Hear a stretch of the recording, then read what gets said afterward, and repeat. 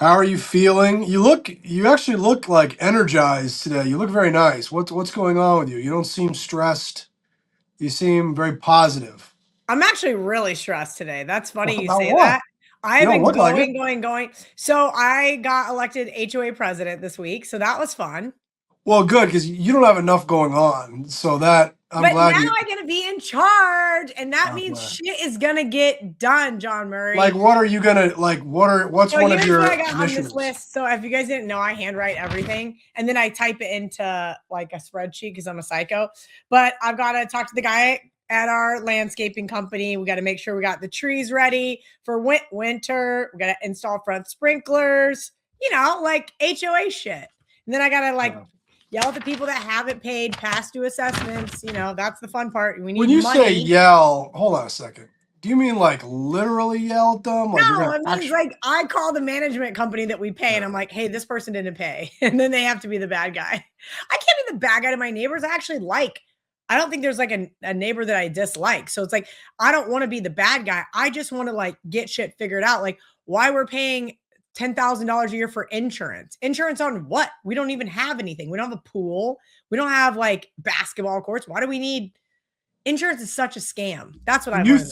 Do you think that your reign is going to lead to like a lot of people leaving? Are you going to be like the Moving? You Gavin? think because I'm the HOA president, people are Yeah. going to move? Like, are you going to be like what Gavin Newsom has done to California, where like No, everybody I'm going to flees? beautify our neighborhood. And the very first thing I did Okay. on Friday when I got elected, because I was the treasurer, is to say, no, we are not increasing our HOA fees. Hello.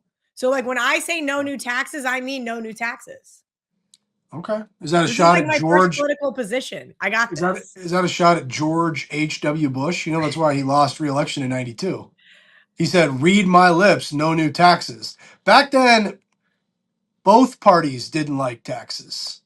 This was in 1992. You were a kid. I But very, George, very vaguely remember 1992. but I don't George, know why either. George H.W. Bush said, "Read my lips, no new taxes." Then he implemented new taxes. That's why he didn't get a real. All these mother lie. That's all they do is lie. That's Well, why I like laugh well, at people when but they like now, overreact on social media. but now half the country wants more taxes. Even, I mean, I don't, but it I seems most like certainly do not. people. I just paid off my taxes for 2025, 2024, just in time for 2026, coincidentally. I paid a lot of money in taxes this year. Yeah, well, anyway. Then I got in a fight with our old management company. So that was cool. I found $21,000 that they forgot to give us. See, look at all the things I'm doing that are great. What? Wow. Yeah. That's pretty productive. Yeah. Productive That's why first you week. said I'm not stressed. I had to do that. And then I'm making some changes at Wager Talk. Things are going really good. That's what it is. I think I'm energized because I'm out of energy. Whoa, This is like, whoa. Tell me about the changes. so we have a new partnership deal. I think a lot of people already knew this with Picks and Parlays, Winners and Winers. And we're taking over all of their social media and YouTube channels. It's gonna be good for John Hoagland. Means he's gonna have zero life. But I'm bringing back some other shows that we previously got rid of. That's why I was asking you yesterday about the future of this show. Right. And you were just like, yeah, I don't know. Can't we just get through? I mean, how many more weeks of football is it? Like, well, six? we are contractually obligated till March Madness. March Madness. So well, you've got like 4.5 more months. That's not that long, right? 4 months. 4.5. I talked to. When is the national championship? 5 months away. Probably like no, 4 months. It's probably the first week of April, like right before the Masters, and right before Pro-Am 6. Oh, and then Pro-Am 6 will be then too. Yeah, but I don't ever get invited to that, so I don't care. That's just because it's only for the bros. Okay, well, thanks. No, we tried to do the female team one year with Kristen Mackey, and then like everyone. Yeah, but you never tried to do the female team with me and Ariel. Ariel doesn't know how to play golf, does she? Who gives a shit? She knows how to drink. Yeah, it's true. She does know how to drink. Yeah. All right. Good answer. Good answer. All right. Well, we'll consider it for Pro-Am 6. Brett played in the first Pro-Am. I remember. Speaking of getting drunk, I think he was unable to walk back to the Westgate, but what do I know? Thank you for that. I don't know. I think he fell asleep in the clubhouse, actually, John Murray, if I remember correctly. I don't know anything about that. I know that the Pro-Am is a fun event. People look forward to it. It's a big part of the social calendar. Positive he fell asleep in the clubhouse, and it was your fault. Yeah, it It does might have sound been right. actually, it might have been the SuperContest golf tournament. Regardless, he played golf with you and it was your fault. That I'll take the blame for that. So what week is this? This is week 15. You know, Yeah. somebody, oh my God, somebody asked me about your involvement in all these contests. Yeah. And they asked me, how do you keep track of it all? Are you still alive in any Survivor contests? One. One. And was that a buy-in one or a preseason one? It was let me give you the exact information. I don't want to ever get called a liar on this So it was show. but it was a rebuy. It was a rebuy. Splash Okay. Millionaire Survivor Revival started week 7. We had here at the Westgate, our Survivor contest ended Sunday. And it was kind of interesting because we were down to 8 entries. One of the guys had 2 of the 8. Oh, The other good for 6 him. people, all used the Buccaneers. Wow. And he So went, he had 1 Cleveland, 1 Seattle. wow. So when the Buccaneers lost, Didn't matter. Seattle was blowing out Atlanta, and it was just over. I didn't even know that because I was sitting there watching the end of the Browns game. Like, okay, if the Titans win, then the contest is over. Yeah. It actually was Contest was over already over. anyway. The guy was already going to Wow. get the whole pot. So congrats to him. The nuts on him. Good for him, man. Yeah, and he's the guy that, if you remember, he used, what game was it? He used the Cowboys when they were a 3-point underdog, I think against Philadelphia. Do you recall At that? home. There was a week where somebody in our Survivor pool used the Cowboys as an underdog. I think it was against Philly. Okay. And there was people commenting like, did he make a mistake with that? Because they were a 3-point underdog. Well, it's not like when the guy accidentally used the Packers on Thanksgiving and they were like over a touchdown underdog. You know what I mean? Like they were a 3-point home dog. True, but Thanksgiving, you've got 4 games to choose from. In our contest, you had maybe probably 12 or 13 games. True. Did you really need to use a dog? Whatever. Who am I to give him advice? He just won $555,000. The That's lone awesome. survivor, the lone winner of our contest. And it's already over.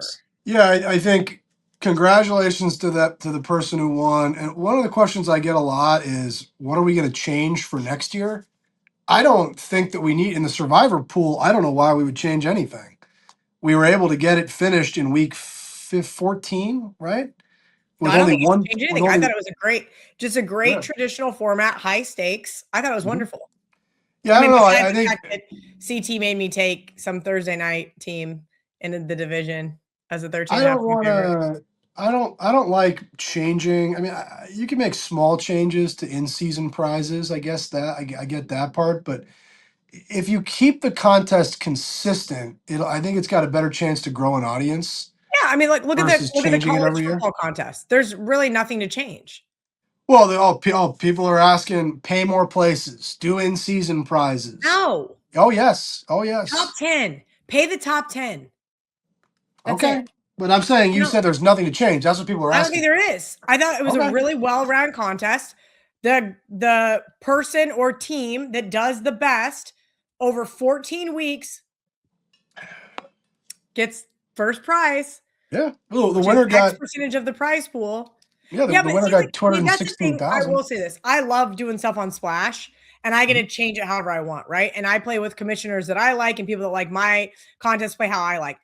I usually do not pick a contest that pays like the top 100 or 200 places. It's like I did an NFL contest with them and I tied for third. Okay. If I would have gotten first place, I would have won 40 grand. But I tied for third with like 16 other people. And I was like, you're kidding. And what'd you get? Like $1,300 for $1,000 buy-in though. So I made $300, but it was $1,000 buy-in. The tiebreaker thing is the only thing that gets a little convoluted over there. But the guy who got first and the guy who got second, you can bet they were happy. Who cares if places 11th through whatever don't get paid?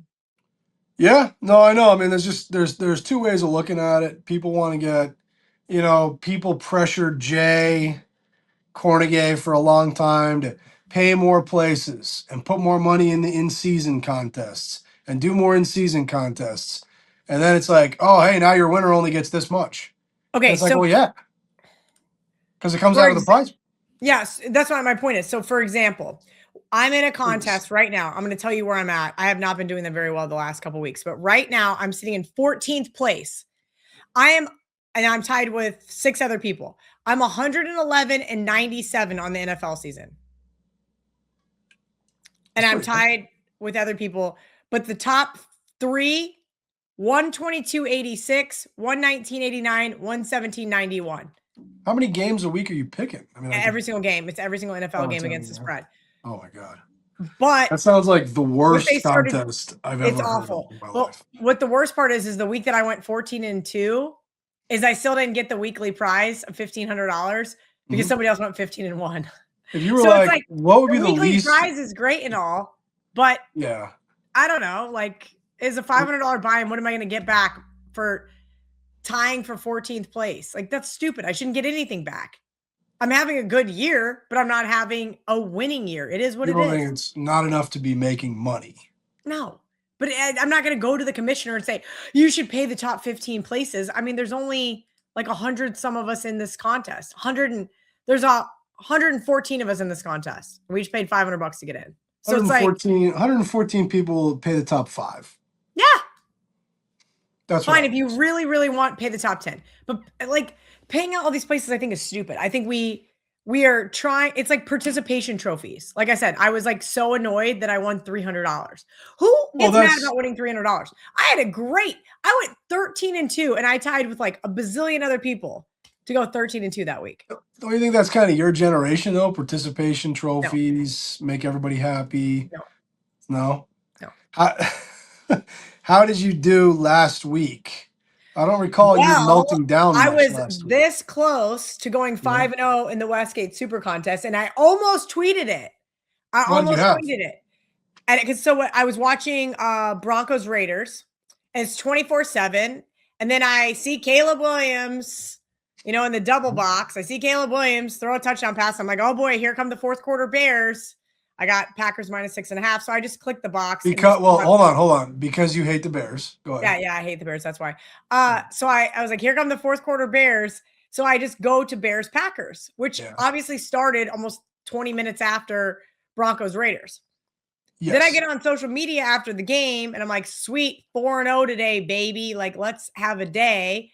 And I was looking for Sunday Night Football stuff. And I was like, what? How did I didn't cover Broncos. And I see everybody else melting down. But by then it was too late to melt down. Like I was like an hour past the game. What, I was going to get mad an hour past the game? You think there's like a statute of limitations on melting down? Like, well, I got fucked, but it happened 2 days ago, so I can't say anything. I can't hear you. Whether Pete Carroll knew the spread or not. Okay. Okay. I think that the teams. I've always believed that the teams know what the point spread is. Did you see that interview with Coach Vrabel this week? Well, I actually had talked to the reporter from the Boston Globe this week about the the Bills being favored in Buffalo, or Bills being favored in New England. That's the key part. Excuse me. And Vrabel, I'm not saying that the reporter was referring to talking to me, but Vrabel said, or the reporter said something to Vrabel like, "Hey, coach, are you aware that the people in Las Vegas have you guys as an underdog?" And Vrabel just goes, "What people?" And the guy, the reporter's like, "Well, the odds makers, the people that set the lines." And Vrabel's like, "It's only a couple people, right?" It's kind of Vrabel is just like the classic guy you don't want to like mess with. Like, he's a giant meathead. What do you expect? No. I just feel like he's the kind of guy, and I don't know this reporter. I talked to him. He seemed very nice. So I don't mean him personally, but I think a lot of these reporters are like probably guys that were like big nerds. And a guy like Mike Vrabel probably stuffed them in lockers when they were growing up. And it's just a very funny interaction. My point is, yes, I think that Mike Vrabel and Pete Carroll and all the coaches know the lines. Yes, probably. But my point is that the still reality is there's 5 seconds left. You don't play to lose. Well, you play to win the game. So Your So the options kick, are to take a you're shot saying at the the end kick was zone. on was the kick on the last play of the game? So what really happened was the kind of weird flag, right? Was the flag to stop the clock, and there's 5 seconds left.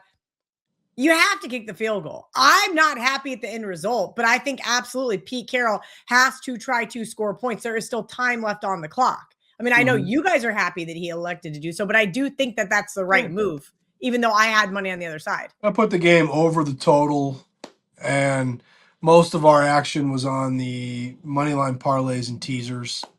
Really So wasn't it good didn't for really us. matter. It wasn't good for us. I can't here's something that I feel like Really? you're 'Cause I thought when you said, "Hey, Raiders are my biggest need," yada, yada, yada, you would be over the moon today. over the moon. Well, I think one thing that your followers, your your fan base, the Kelly fans, and the people in the gambling Twitter space, most of whom are idiots, they got to understand that if I say that the Westgate needs this side, and then the kid over at MGM is quoted as saying they need this side, Yeah, people nobody's don't get that. They no don't one's understand lying. that you guys are Nobody's different lying. sports books. There's two different sports books. And X in Costa Rica Yeah, needs Y, we and had the one in Canada needs this, and the one over in Europe needs that. Like, well, we had I saw that I think MGM had taken a lot of money on Virginia, so they needed Duke. We needed Virginia because my brain trust here told me Duke was mathematically eliminated from the conference a couple of weeks ago. So we needed Virginia. That doesn't mean that I'm lying or that the kid at MGM is lying. How do people not understand that? I don't know. I needed Duke, so I was happy. I don't. I was at the UFC, so I didn't. I went to UFC 323 on Saturday night, so I didn't see. I watched the Georgia game, but I didn't see the Big Ten game. I didn't see the ACC game. But my guys tell me. Well, I mean, they also told me Duke was mathematically eliminated. But my guys tell me that the Indiana quarterback locked up the Heisman on Saturday. Sure looked How like how it. is how is that when they won 13-10? I don't know. He was minus 5,000 on one of my sites. Okay. I think it was on Friday night. And then he was only minus 1,900 on Monday morning. I thought that was weird. So Well, he I wouldn't don't have been know. minus. No, well, hold on. He wasn't minus 5,000 before the game. That's not true. You just said Friday night. I'm pretty sure the last I looked was Friday night. Before the game, before the Before the Big Ten game. title game, he was minus Yeah, 5,000. because Julian Sane wasn't going to win it anyway. No matter what he did in the Big Ten title game, he wasn't going to win it anyway. What about the Vanderbilt kid? He wasn't playing in any title game. He wasn't getting in the college football playoff. That kid is no. Stop it. All right. Well, I hope you're right about Mendoza. We had kind of an up and down weekend. You know, we actually did really well on Friday night. We did really well Friday night. If UNLV had beat if UNLV had beat Boise State, I mean, we would have had a massive Friday because we won every other game. So we did well. Yeah, but they sucked. They sucked it Sunday up. was Saturday was no good because of Georgia, because of Duke. But Sunday was the same. Sunday is like Groundhog Day around here. It's the same exact thing. I come in, we do very well in the morning. We post all the morning games. There's usually 3 afternoon games. They all suck. It's all Last just. week's afternoon games were fine. I didn't watch one play of any of the 3 games, but I know that the Packers went covered and they went over. I know that the Rams covered and they went over, and the Raiders went over. So in the afternoon we Okay, well, blew the everything. Raiders won is what my point is whatever. We Okay. blew everything back. But then Sunday night, Texans beat the Chiefs. That was huge for Very me. good. Very good. And then on Monday night refs, San Diego or whatever beat Philadelphia. That was That was really good good too. for us. So we Yeah. did very good. It's the same story every week in the NFL. Morning we do well, afternoon we blow it, and then hopefully we do okay in the primetime games. This week we did. We did very well on the Sunday and Well, Monday why night. don't you tell me about Thursday night football so that our social team can clip it? Oh yeah. I Oh, looked this yeah. up. I looked this up when I came in today. Who's playing? This is a game. Atlanta and Tampa Bay. Well, I mean, we all kind of thought Tampa Bay was pretty good about 5 weeks ago. We Did we not? need sure. We Oh, stop. We I sat mean, right here. Oh, don't act like we didn't talk about Tampa Bay being like a fairly decent team. And then they lost to the Patriots, and it's just been downhill since. that's true. We could use. I mean, we could use the Falcons for a peanut. I mean, if they could win the game, that'd be nice. But we don't. Nobody gives a shit about this game. Come on, come on, Kelly. But aren't you guys like booking it at like what? Yeah, Minus 105? we got Bucks minus 5.5, minus 105. Yeah. Okay. So they might give a shit. Who could possibly watch this? Actually, I found out that one of the kids that works here is going to this game. He's a lifelong Buccaneers fan. It's cold here. By the way, Brett was at the game Sunday with Grandma, the Saints game, and it was raining and horrible weather. And then tonight it's gonna be like 40 degrees. I'm a fair weather fan. I'm not going to any of those games. Well, I saw our buddy Sam Panayotovich. He's at SP Shoot on X. He asked, like, what would they have to, if you got a free ticket to the Bears game, would you go? It's like negative 30-degree wind chill there on Sunday. What are you, crazy? The coldest game I've ever been to in my life was at Soldier Field. Freezing. Like it hurt to walk back to the hotel after the game. And I was like in like orange hunting gear. They played the Cowboys. My beer was like freezing to the inside of the cup as they were pouring it. And I was like, fuck this shit. I'm going to club level. And I like ditched everybody I was with and I went and sat with my friends in club level. It was super, I was miserable. Not everybody has the option to just go to club level. You got to know people that are in club level. That's how you go to club level. And also, if you just act like you've been there before, they let you do things. I don't understand why people can't do this. I'll never forget Ariel panicking at Morgan Wallen. And I'm like, be quiet. Ready for this? We're going to walk up to the front and you're going to follow me. And no one's going to stop us. Kelly, it's really simple. If you act like you've been there and you know what you're doing and look like you and Ariel, that doesn't work for everybody. It works for a lot of people. You think a group of 4 guys could just walk in? Me and my buddy Joe went to the Sweet 16 in Ohio. I think we were in Cleveland for Notre Dame. And he goes, let's go up to the club level. And I was like, oh, you got like club level passes? He's like, no. We just walk in the elevator, smile to the nice elevator lady, get off, and next thing you know, we're in club level. And I was like, see, this is the same thing we did at the Bears game. You just gotta fit in a little bit and pretend like I did that. You know what? I did that at a UFC event in Salt Lake City a few summers ago. You just have to keep. What's the worst thing that's gonna happen? Oh, you can't be here. Okay. Yeah, they'd ask you to leave. That's a funny thing that happens here in the sports book. Like, people will sit down in these tables that has a sign right on it that says reserved. Call for reservations. And the security or one of the servers, Hannah and Maria, they'll go over to them and be like, yeah, sir, you can't sit there. It's reserved. And they're just like, fuck you. And it's like, what? Like, it's a table that says reserved on it. You're not supposed to be there. People are crazy. Yeah, my buddy Jason sent me a video. He's playing Cowboy Christmas in the convention center. He sent me a video of the sports book this morning and goes, now I know why you love it here. And I was like, this is my home away from home. I'll be there in March. Yes, you will. We have my flight. Yeah, Mom did. My mom booked her flight. She's here the 13th through the 23rd. I can't hear you. I said I will not be there for 10 days. Well, she wants to be with Mario. He's such a cute little. And you're gonna be working like 70 hours a week, so she can hang out with Mario. I'll be here. I'll be here. Yeah, I will be watching college basketball. I will enjoy that. I think hopefully one day college football learns from college basketball. I don't, but oh boy, I was hoping we could skip this. No, I was talking to my brother about this. He said the reason why these coaches have to leave is because it's all based on the class schedule. For the semester ends, so they've got to be enrolling their new players for the next semester. by like first week of January. So that's why you end up with a game, Ole Miss versus Tulane, with two lame duck coaches. Tulane's coach is coaching in the college football playoff. Is he not? Yeah, no, I'm sure he's very focused. I'm sure. Somebody said that about Colin Klein, coming to K-State. about how focused is A&M going to be. And I was like, well, I wanted to bet against them. And I also want to bet against Miami. And of course the committee had to put them together. Thank you. Yeah, somebody, you know what? Somebody made a good point because I know, I think it was BYU's Twitter account or somebody made a good point about it. Because obviously we decided this isn't about having the best teams.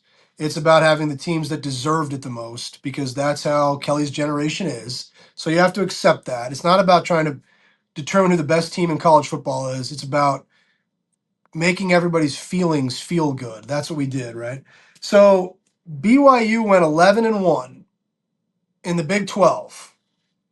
Miami went 10-2 in the ACC. Who's a better conference, Big 12 or ACC? Well, we already know, but here's the problem. Well, no, answer the question. We already know it's the Big 12. I've been screaming that since the Splash Contest back in July when you guys wanted to use the ACC. Well, but now we've actually watched it and we know for sure the Big 12 is better. Okay, fine. So, but here's the problem. Please tell me the problem. BYU looked so bad in the Big 12 championship game. Mm-hmm. Yeah, I heard that too. Then why didn't Alabama get dropped? I know. I'm going to get to that in a second. Oh, yeah, I can't wait. Is that they got penalized for that because they play in the Big 12. The argument, and I've been telling you this since the dawn of time, the argument is Alabama plays in the SEC. And you sit there and you pander to their bullshit as well. You sit there and you say, well, power ratings wise, well, yeah, if you put 9 teams in the top 25 to start the season and only 4 of them end up there at the end of the season, were they really top 25 teams to begin with? BYU had a better record than Miami. They played in a tougher conference than Miami. Their loss was at Texas Tech. Miami lost to SMU and Louisville. And Miami jumped them the last week of the year. Explain that to somebody. You can't. You can't explain it. BYU has money and they're going to start to spend money. They're going to have to become a bigger brand. That's the only way. It's because Miami's a bigger brand money-wise. They've got to fix the college football playoff. They're not going to. Look who runs it. Look who's in charge. Follow the money. 2 years in a row, the committee has done both times their bracket has been an abomination. And we're stuck now with Tulane Ole Miss is the game on set. If I was TNT, I'd be like, are you fucking serious? That's the game we get? And then after that game is over, the primetime game, Oregon is a 3-touchdown plus favorite against another team whose coach is leaving to go to another job. It is ridiculous. It is ridiculous. It's an abomination. What do you want me to say? Well, you pander to these assholes all season long. I pander to James Madison and Tulane all season long. The SEC. And listen, this is how they wrote it in, that they were going to let 2 at-large in. Miami didn't even qualify for the ACC championship. No shit. I said that they shouldn't be in. I said that Alabama shouldn't be in. I said that it should be BYU and obviously who should be in if all these teams are out? But the problem is if you look at just the eye test, Notre Dame, all they had to do was win one of those games, either A&M or Miami, just one of them, and they would have been in. If you look at the eye test, Notre Dame is one of the 3 best teams in the country. But you don't understand. I don't understand from a power ratings perspective, but when you are a committee, I guarantee these people do not look at power ratings unless they're written by the Mickey Mouse. Then what are they? I want to know what they are looking at if BYU doesn't get in. They're looking at Miami beat or Notre Dame lost to Miami. Forget about Notre Dame. So those two teams went over. Forget about Notre Dame. Miami over Notre Dame, there's an argument there. They had the same record and Miami beat them. I get that. Explain BYU losing to Miami. There isn't. I said. Why do you keep bringing up Notre Dame? Should be in. BYU, if they lost to A&M, let's just call it a 24-21 final, I still think they would have got fucked and not got in. But I think what we have to decide is, because I agree with you, but here's the difference. BYU getting into the playoff, they weren't going to do a thing. Notre Dame could have actually won the national championship. So is our goal to say, here are the teams that deserve it, or here are the teams that can actually win? What I thought it was supposed to be this. Clearly it's not. Well, but okay, bigger picture, March Madness. We know Cinderella teams are never going to win it. Like real Cinderella teams, right? What about NC State? What about NC State 1983? They were in a Power 5 program. I'm talking real Cinderellas. Okay. Loyola Marymount of wherever, like little tiny schools are never going to win it, but we let them in and they do generate every once in a while. Florida Gulf Coast, right? They catch fire and they make March fun. The problem is that's why they want like JMUs and Tulanes of the world in. The problem is football and basketball are different sports. That's exactly what I'm getting ready to say. Oh, okay. It is a completely different element, right? Virginia losing as a 1 seed for the first time ever. Those things only happen once in a blue moon. These Game of 5 schools, we're going to see an upset. It's not going to be this year. It might not be next year. We may see one. We do see it happen. We do see Northern Illinois of the world beat Notre Dame. It does happen. I just think that they try to make this comparison to say, oh, look, it happens in basketball when the sports are completely different. And then also, I'll just keep complaining because I think they did such a bad job. We get Alabama, Oklahoma, a game we've already seen. Tulane, Ole Miss, a game we've already seen. Ole Miss is going to beat Tulane, and then we get Ole Miss, Georgia, a game we've already seen. What are they doing? I mean, I'm happy for my Georgia future. Yeah. I mean, look, Georgia's well positioned. They're going to end up playing Ohio State in the semifinal. And obviously, when we get that late in the tournament, that's going to be a great game. There's no doubt. But the first round is terrible. They did a horrible job. And they basically said, BYU, you're being punished because you lost to Texas Tech twice. And Miami... And Alabama's not being punished because they beat Georgia in the regular season one time. I agree. I agree with you about Alabama. Because at some point, it's got to count how you looked. Alabama had -3 rushing yards in that game on Saturday. Well, and again, remember, going back to Notre Dame, here's the problem. SEC always wants to say it's not how you start, it's how you finish, right? They don't want to penalize Alabama for that atrocious Florida State loss.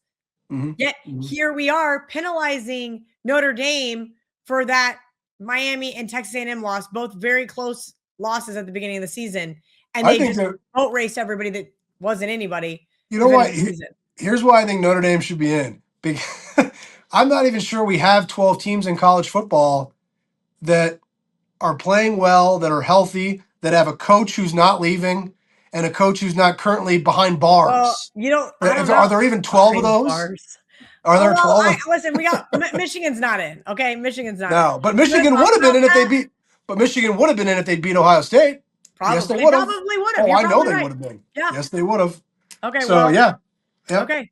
That would have been wild. That would have been terrible job. Very, very serious turn of events. What are your thoughts on that whole thing? What are my thoughts? I can't. I would get in too much trouble. I can't say what I think. Why?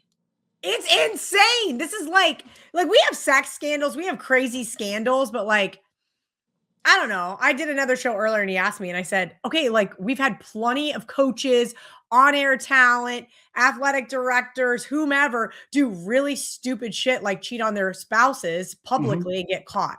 And they all generally get jobs again somewhere. Somebody forgets it. Players, NFL players get caught. Terrible atrocities have been committed and these people still get jobs, right? No, it's true. And I thought, don't go to people's houses allegedly and threaten to kill them and then end up in jail. Like, how do you take a bad situation? Like, you got caught cheating on your wife, 3 kids at home. You look like a jackass. Probably the athletic director knew too, which is why he just got fired. You got to kind of just be like, all right, he might not even have gotten fired. He might have, maybe not, right? Like, not a good look. No, with a staffer who's young and so forth. They were looking to fire him because of his record. Okay. But I agree with you. I think he would have been able to get another job if it hadn't been for what he did afterwards. How does it, like, as somebody who's super emotional, crazy, I get like fiery as well. How does that compile that quickly into like, this is not good. He got caught cheating on his wife to the next headline to the next. And I'm like, what the fuck is going on in Ann Arbor? Wasn't one of the most interesting things to me about it was obviously there are people that were making cryptic tweets about this several weeks ago. Oh yeah. So of course people knew this was coming. Somebody did. He reacted, the coach, as if he didn't know. Why else would he blow up like that and go to somebody's house? He didn't know this was going to happen to him. That's the one thing I can't figure out. But I've seen Well, do you ever people. wonder, like men specifically in positions of power, they sometimes think they're untouchable? Maybe he was like, it's not going to come out. It's not going to come out. It's Well, not going to come out. maybe I'm just a cynical. Well, I am a cynical asshole. But if Michigan had finished the year 12-0 and won the Big Ten championship game, he would have been untouchable. They wouldn't be firing him right now. I believe that. I believe that. So I don't know. Okay, that's what I think. So I can't disagree with you. yeah, it's a crazy story. Be interesting to see who Michigan goes after. Don't you But think it's got to be again, Kalen DeBoer? well, It's got to again, be. And then this Steve is my Sarkisian to problem. Alabama. But this is the problem again with college. Going back to what we talked about at the beginning of this, college football needs to fix their schedule, regardless of what you think of who they let into the tournament. I think they did a horrible job. I think they did a horrible job with the matchups. I think it's awful. But everyone can agree on this. They've got to fix their schedule format, whatever you want to call it. All these coaches potentially leaving during the playoff, before the playoff, that's a problem. Well, not only that, but like, here's the thing. I put out a tweet about the bowl season and everybody's panicking. And I'm like, I didn't say I like this, but this is the evolutionary process of the sport. It is unfortunate. Now it's college football playoff or bust. Do I think it was soft that Notre Dame opted out? Well, they're going to have a bunch of kids transferred. They're going to be pissed off. I've heard Marcus Freeman to the New York Jets or Giants, which is a crazy theory in itself. I thought Notre Dame predicted.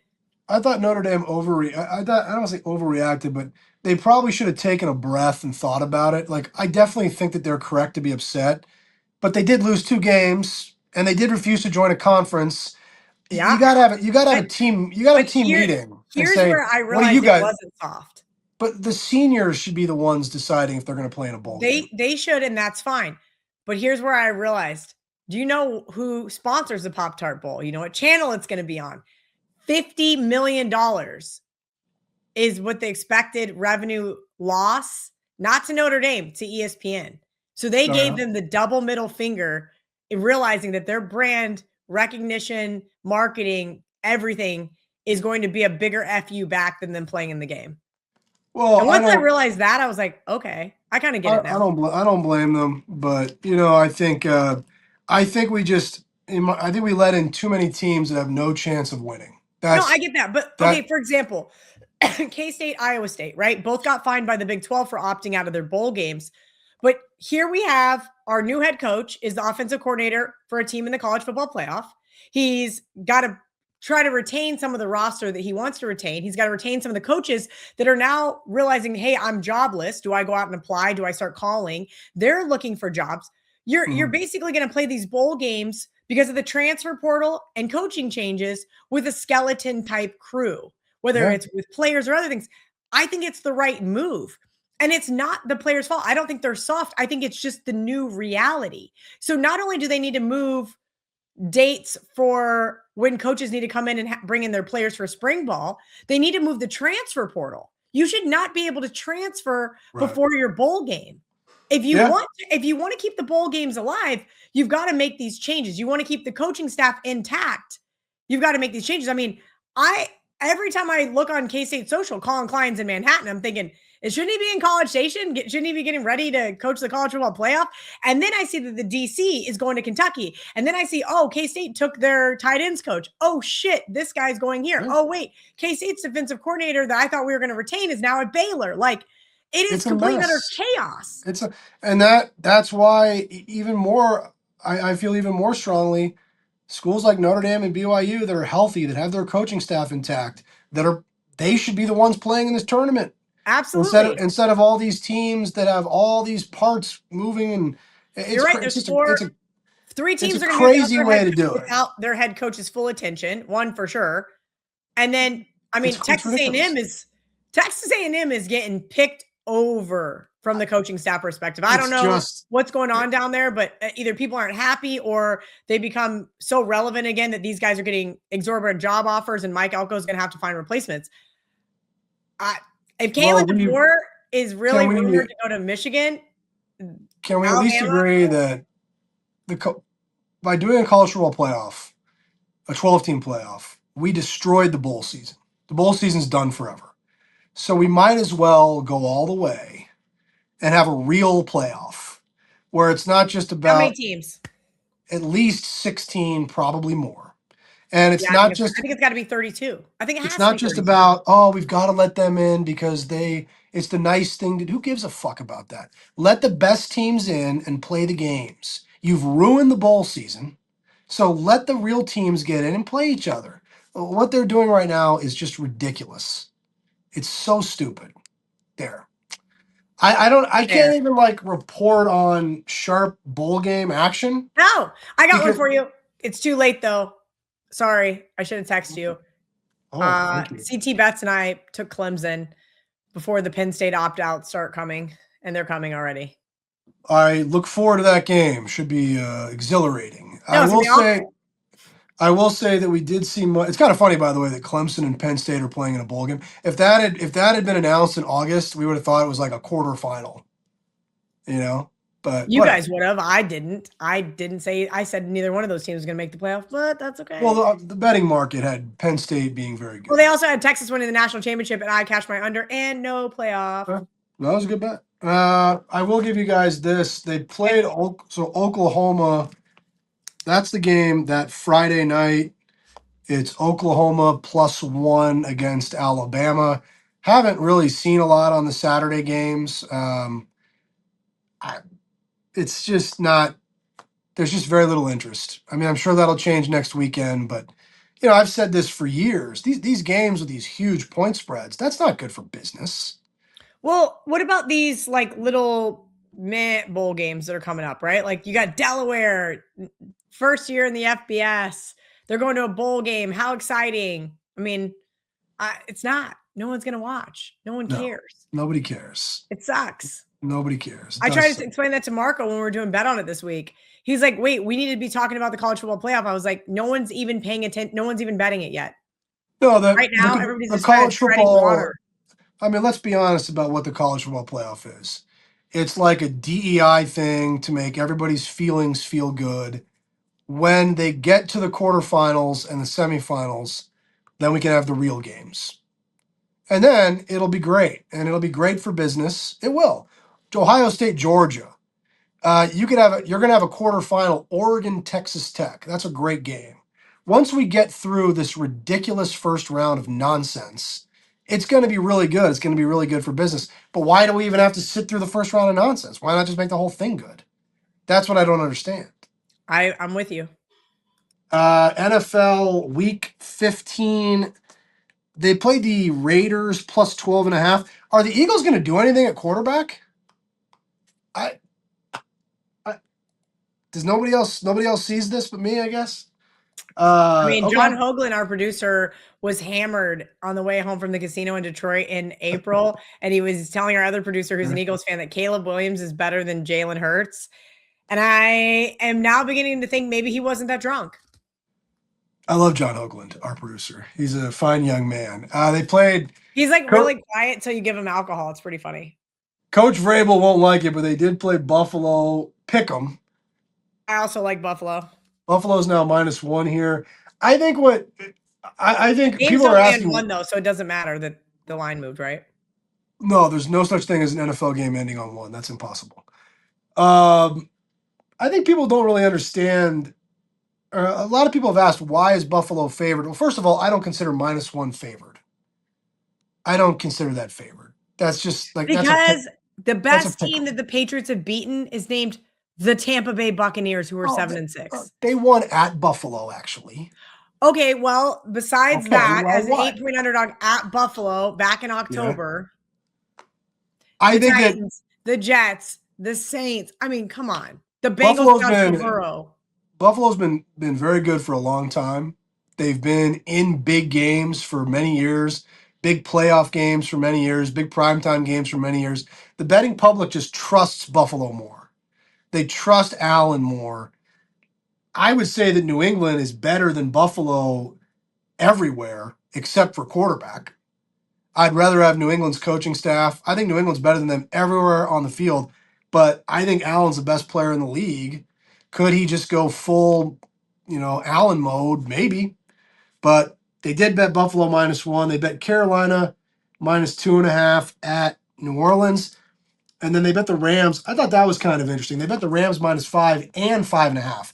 And now the Rams are a 6-point favorite against a pretty good Detroit team that has 3 extra days off after I beating like Detroit. Dallas last Thursday. So Yeah, I'm not. that I'm bet surprised buying me. the Rams team that I saw in Carolina, not the Rams team I saw in Arizona. Don't you think that Phillip Rivers is really cool? You know, he's got like a I cannot. no, I forgot seriously, about that until you just said that. I like can't. I didn't even look at the game. How can I? How are you don't gonna you hit think me up he's again cool? with But Philip Rivers off his couch? he's living on a farm in like probably Alabama, I would assume, because I think that's where he's from. And he's raising his son is like a stud high school quarterback. And he's got like 30 kids. So he's Who's raising coaching like a his whole his he's kids' high raising like a school? whole generation of quarterbacks. And then meanwhile, it's like, hey, you know what, Philip, do you want to just come play quarterback on Sunday? Yeah, what the hell? I don't know what's gonna happen at Seattle. That's not exactly an easy place to go play. But yeah, I mean that line's moved up from 10.5 to 13.5. If you want to call that You sharp guys hit action, 14 for a second. I saw on the odds logic yeah. screen, and I thought for half a second, okay, at 14, I can nope, by 14 was gone like He's that. 44 years old, I Kelly. know. He hasn't played a game in 5. The last time he played in the NFL, people were wearing little pieces of cloth over their face and pretending it made a difference in the post-game press conferences. That's how long it's been. That's how long it's been since this guy played quarterback. I mean, it's. But I just think Phillip Rivers is really cool, and they did. I will say they did hit us on the Vikings. I thought that made some sense. The Vikings, that for some reason is the Sunday night game when there's actually some pretty good games this week. But they took Vikings plus 6.5. We're down to 5.5. Haven't seen anything on the Monday night game yet. I'll give bowl picks as we get closer to the games. It's hard to do it out in advance. Didn't see anything on the side in Army Navy. Did see money on the under, but they bet the under every year. And I haven't seen anything in the bowl game Saturday night. So the bowl games are always tricky for us, guys. It's hard to give out those plays. It's hard to give a play on what's today, December 11th, for a game that's going to be played on December 31st, and the line's going to move by 10 points because no one's playing or coaching in the game. It's tough, but we'll do That's why our I'm trying to best. get out ahead of the information, because I will agree. I think bowl season is the one time where information is far better than the best of the number. Yeah, I mean, if you can get that information that all these players are opting out, coach is opting out, coach has recently been arrested, and is currently incarcerated. If you can if you can get that information, you're good. You're good. All right. Well, that's all I got. We got 2 questions from the mailbag. I'm going to move to next week because we forgot to tweet Yeah. out the question tweet. And so we only got 2, but I'm going to move them because we're way past on time because we've been bullshitting for far too long. I thought that was the point of the show. That is about committees and their nonsense. John Murray, you're the best. I'll see you last call Sunday morning with Ariel Epstein. Forgot about that. Okay.